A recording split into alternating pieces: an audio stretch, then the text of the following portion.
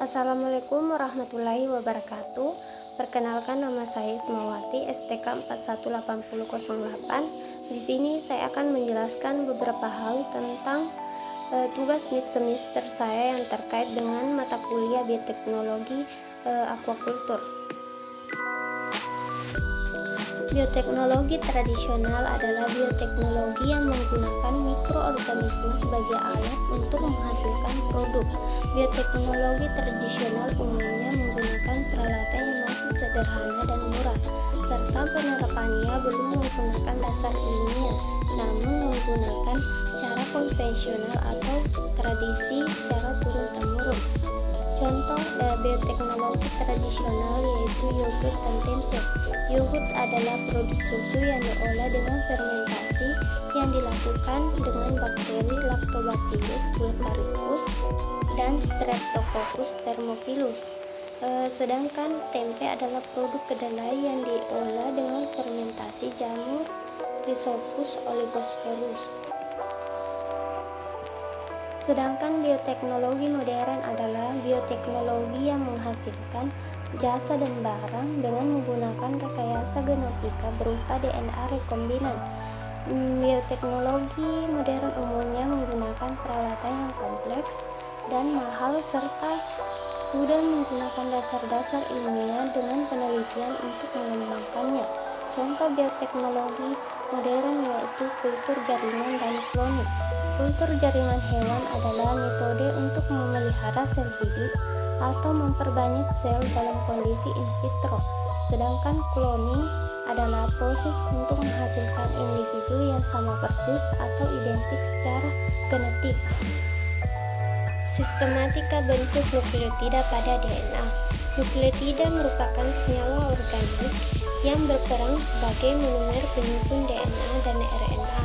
Nukleotida ini tersusun dari 3 subunit, yaitu basa nitrogen heterosiklit yang disebut basa nukleotida atau nukleobasa, gula pentosa berupa ribosa atau deoksiribosa, dan 1 bungkus fosfat. Ada 4 jenis nukleotida yang merupakan unit pembentuk pada DNA, yaitu guanin, adenin, sitosin, dan timin. Nukleotida ini kemudian tersambung dalam satu rangkaian ikatan kovalen antara gula satu nukleotida dengan fosfat nukleotida lainnya. Hasilnya adalah rantai punggung gula fosfat yang berselang-seling. Menurut kaidah pasangan adenin dengan timin, sitosin dengan guanin, ikatan hidrogen mengikat basa-basa dari kedua polinukleotida membentuk DNA gunting ganda. PCR. Pengertian PCR adalah suatu teknik biologi molekuler yang digunakan untuk membuat banyak salinan dari suatu segmen DNA. Proses ini akan menghasilkan sejumlah besar salinan dari sampel awal yang kecil. Kegunaan alat PCR. PCR dapat digunakan untuk menambahkan situs enzim retriksi atau untuk memutuskan atau mengubah base tertentu pada DNA. PCR juga dapat digunakan untuk mendeteksi keberadaan sekuen DNA tertentu dalam sampel. Di atas slide terdapat gambar alat PCR. Prinsip kerja PCR. Pada prinsip kerja PCR digunakan sebanyak 2 primer yang didesain mengapit daerah DNA yang ingin diperbanyak. Setelah primer berikatan dengan DNA templat, untai tunggal DNA akan diperpanjang oleh enzim DNA polimerasi dan daerah yang diapit akan terkopi. Langkah kerja PCR melewati 3 tahap berikut. Yang pertama, denaturasi atau istilah peleburan atau melting. Kisaran suhu tahap ini yaitu 96 derajat Celcius. Pada proses denaturasi, panas mempengaruhi strand DNA akan terpisah menjadi DNA beruntai tunggal atau single stranded. Yang kedua yaitu annealing atau penempelan berada setelah proses denaturasi.